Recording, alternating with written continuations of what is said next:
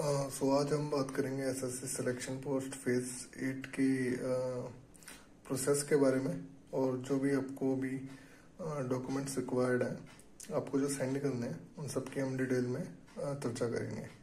तो सबसे पहले हमको डॉक्यूमेंट्स कौन कौन से चाहिए भेजने के लिए। सबसे पहले तो ये बात नोट करने की है कि जो भी आपके डॉक्यूमेंट्स हैं वो जेरोक्स्ड और सेल्फ अटेस्टेड होने चाहिए। मतलब आपको ओरिजिनल डॉक्यूमेंट्स नहीं भेजने हैं, आपको ओरिजिनल डॉक्यूमेंट्स की जेरोक्स या फोटोकॉपी करवानी है और उसे सेल्फ अटेस्ट करके भेजना है। तो सबसे पहले हम देखेंगे लिस्ट ऑफ डॉक्यूमेंट्स कि डॉक्यूमेंट्स कौन कौन से चाहिए हमें भेजने के लिए। तो सबसे पहले 10th की मार्कशीट एंड सर्टिफिकेट। अब कुछ बोर्ड्स में ऐसा होता है कि मार्कशीट और सर्टिफिकेट एक ही डॉक्यूमेंट होता है, तो अगर वो एक डॉक्यूमेंट है तो उसकी एक जेरोक्स कॉपी, और अगर वो दोनों अलग अलग है जैसे सीबीएसई में अलग अलग होता है तो दोनों की अलग अलग की कॉपी आपको चाहिए होगी। तो 10th की मार्कशीट एंड सर्टिफिकेट हो गया, सेम इज 12th की मार्कशीट एंड सर्टिफिकेट। फिर बात आती है ग्रेजुएशन की। ग्रेजुएशन में अगर आपके सेमेस्टर वाइज था तो हर सेमेस्टर की मार्कशीट की कॉपीज, एंड अगर आपके ईयर वाइज था तो हर ईयर की मार्कशीट की कॉपीज, एंड उसके साथ ही साथ आपको सर्टिफिकेट भी चाहिए। सर्टिफिकेट या डिग्री जिसे हम कहते हैं उसकी कॉपी भी आपको देनी है। फिर अगर आपकी पोस्ट में एक्सपीरियंस रिक्वायर्ड है, एक्सपीरियंस उन्होंने मांगा है तो आपको एक्सपीरियंस सर्टिफिकेट भी देना होगा। उसके बाद आता है कैटेगरी सर्टिफिकेट। अगर आप ईडब्ल्यूएस, ओबीसी, एससी, एसटी या किसी और कैटेगरी से आपने अप्लाई किया है तो आपको अपना कैटेगरी सर्टिफिकेट भी देना पड़ेगा। अगर आपने जनरल से किया है तो जनरल वालों को कोई कैटेगरी सर्टिफिकेट नहीं लगता है। फिर बात करते हैं नेक्स्ट डॉक्यूमेंट जो कि है एज रिलैक्सेशन। अगर आपने एज रिलैक्सेशन लिया है फॉर्म अप्लाई करते टाइम तो आपको एज रिलैक्सेशन सर्टिफिकेट की जेरोक्स कॉपी भी देनी पड़ेगी। फिर सबसे इम्पोर्टेंट आता है print out of application form. जो भी आपका एप्लीकेशन फॉर्म था जो आपने फिल किया था उसका प्रिंट आउट चाहिए होगा। कुछ लोगों के डाउट्स ये आएंगे कि उनके पास प्रिंट आउट नहीं होगा अपने एप्लीकेशन फॉर्म का, तो कोई बात नहीं।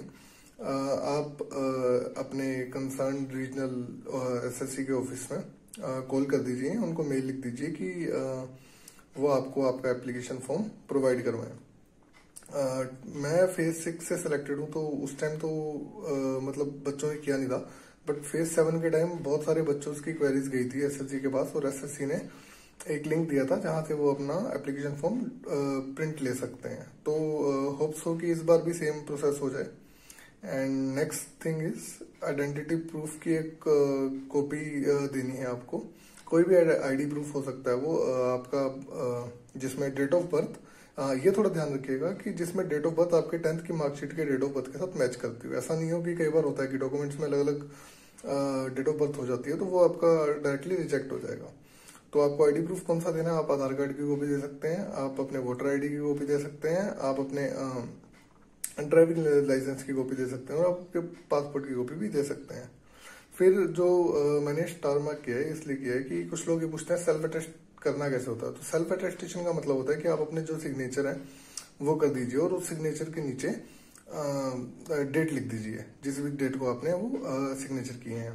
तो इसमें मैंने एग्जांपल भी दिया, जैसे मान लीजिए कि कोई है अनिकेत सिंह है, उन्होंने अपना अगर सिग्नेचर किया तो अनिकेत सिंह, और फिर उसके बाद उन्होंने अपने डेट भी डाली है जिस डेट को उन्होंने अटेस्ट किया है। तो और सेल्फ अटेस्टेशन का एक डाउट भी हो सकता है कि एक ही डॉक्यूमेंट पे करना, नहीं, जितने भी डॉक्यूमेंट्स लिस्टेड हैं उन सभी पे आपको सेल्फ अटेस्टेशन करना है। अब एक डाउट ये भी आ सकता है कि जो ये डॉक्यूमेंट्स हैं इनकी कितनी कॉपीज भेजनी है। तो सबकी एक एक कॉपी ही भेजनी है आपको। और फिर एक ये डाउट भी हो सकता है कि जैसे मान लो डिफरेंट पोस्ट की कैटेगरीज है, कोई मार्टिकुलेशन की है, कोई हायर सेकेंडरी के लिए है और कोई ग्रेजुएशन एंड अबव लेवल की कैटेगरी के लिए है, तो उसके लिए कैसे करना है। अगर 10th मार्टिकुलेशन है तो सिर्फ 10th की मार्कशीट एंड सर्टिफिकेट भेजेंगे तो काम चल जाएगा, और अगर हायर सेकेंडरी है तो उसमें 10th और 12th दोनों की मार्कशीट एंड सर्टिफिकेट लगेगा, और अगर ग्रेजुएशन है तो उसमें 10th, 12th and marksheet graduation की भी मार्कशीट और सर्टिफिकेट लगेंगे। बाकी के जो डॉक्यूमेंट्स है वो तो आपको भेजने हैं। अगर आपने रिलैक्सेशन कुछ लिया है, एक्सपीरियंस सर्टिफिकेट 10th में मांगा है तो वैसे देना पड़ेगा। साथ में कैटेगरी सर्टिफिकेट अगर आपने कैटेगरी से अप्लाई किया तो वो भी करना ही पड़ेगा।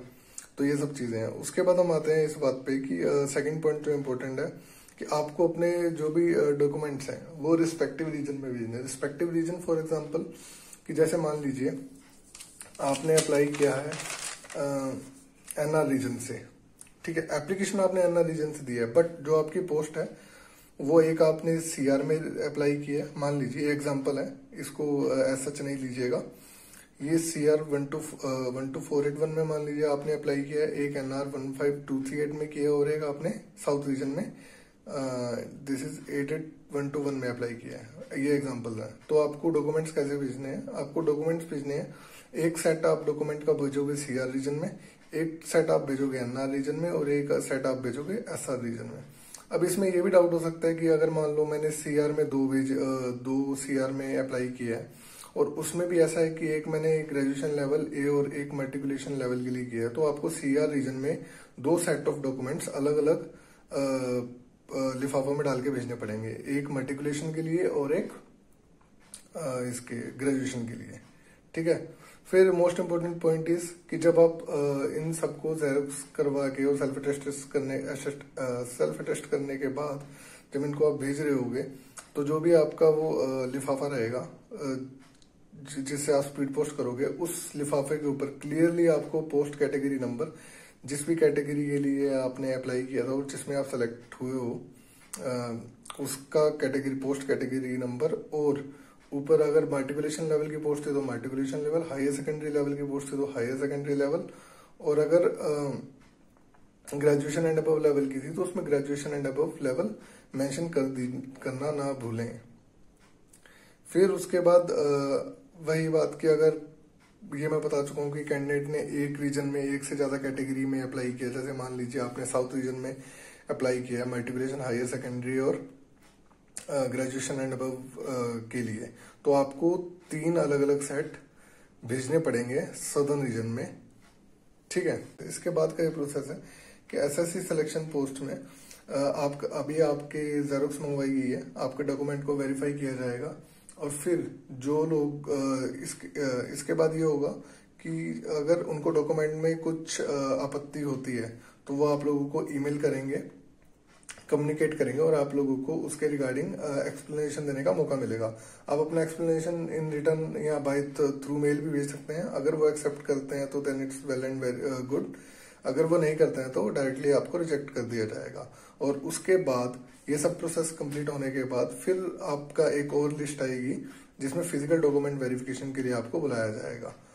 और उसके बाद अगर आप स्किल टेस्ट होगा, तो अगर है आपकी पोस्ट में स्किल टेस्ट रिक्वायर्ड तो स्किल टेस्ट लिया जाएगा, और उसके बाद ये सब फाइनल होने के बाद फिजिकल डॉक्यूमेंट वेरिफिकेशन के बाद फाइनल रिजल्ट पब्लिश किए जाएंगे, जहां पे आपके मार्क्स भी आपको शो किए जाएंगे। Thank you.